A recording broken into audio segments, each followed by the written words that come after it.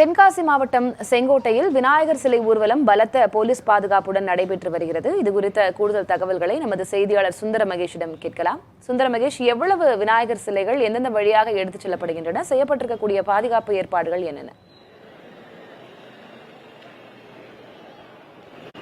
திலகவதி, தென்காசி மாவட்டத்தில் செங்கோட்டை நகரில் மட்டும் சுமார் 35 விநாயகர் சிலைகள் விநாயகர் கமிட்டி குழு சார்பாக அமைக்கப்பட்டு அந்த சிலைகள் முழுவதுமாக செங்கோட்டை நகரில் பல்வேறு இடங்களில் பிரதிஷ்டை செய்யப்பட்டது.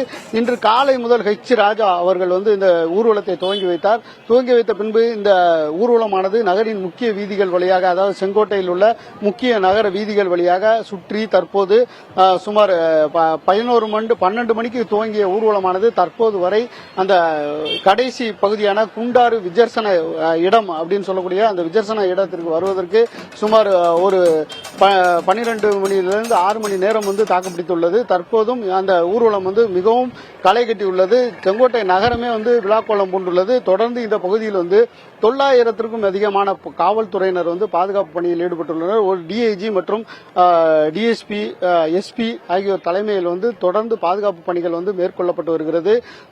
மொத்தத்தில் மாவட்டம் முழுவதுமாக 314 இடங்களில் சிலைகள் வைக்கப்பட்டு இன்று செங்கோட்டையில் அந்த 34 சிலைகள் விஜர்சன ஊர்வலமானது தொடர்ந்து நடைபெற்று வருகிறது.